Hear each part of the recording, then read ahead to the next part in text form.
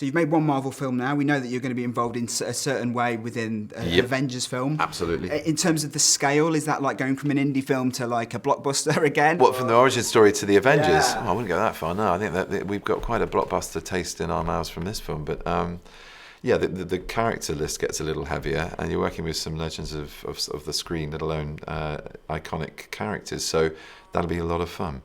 It also, Doctor Strange is there to provide a sort of opening of a new chapter, and it's literally going to kind of open other dimensions. So just when that frame got a little crowded, it's got a whole lot bigger. Where would you like to see your character go next in future Marvel films? We know he's the drill sergeant, so he knows these moves. He's read the books in the library. He's kind of his intellectual mentor, his guide.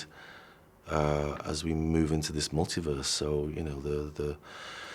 the canvas is there, and I'm thrilled to sort of take our audience there. When it comes to the Avengers side of things, it's going to be more Team Cap or Team Iron Man, or is it just going to be Team Doctor Strange? I think he has to be Team Doctor Strange in the sense his job title is sort of defender of defender of the fabric of reality. I mean, he fights other dimensional threats that are beyond the perceptions of that very kind of potent squabble, and I'd like to think he's going to help them both rather than take sides. Yeah, I think Doctor Strange will always be on his own team. It's part of what I liked about him in the comics is that he would have interactions and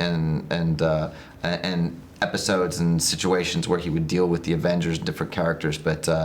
Part of what makes Doctor Strange is that he stands in a very lonely position. He is the gatekeeper between our world and other dimensions, and so he doesn't really stand on anyone's side other than the side of protecting our world from the malevolent threats that only he can protect the world from. They're sort of opening the door for Doctor Strange to become a bigger figurehead with Robert Downey Jr. sort of moving away from it. Is that something you're comfortable with? I think you should ask Kevin Feige about that, because he's the master planner. He's the Robert Selznick of our era, who is the real sorcerer supreme. And I'm sure him and Robert have got plans afoot for all sorts of things, but that's not for me to answer. We know in the comics he does sort of form alliances with the wider Illuminati. Is that something we see down the line maybe for Doctor Strange? Is that something you'd like to see? Yeah, I'd like to see that. I think that part of him and his future development becomes very interesting in the comics, and but that all falls under the under the guidelines of Kevin Feige. He's the sorcerer supreme when it comes to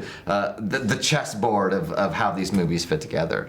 But in terms of the Iron Man Cap schism, I don't know.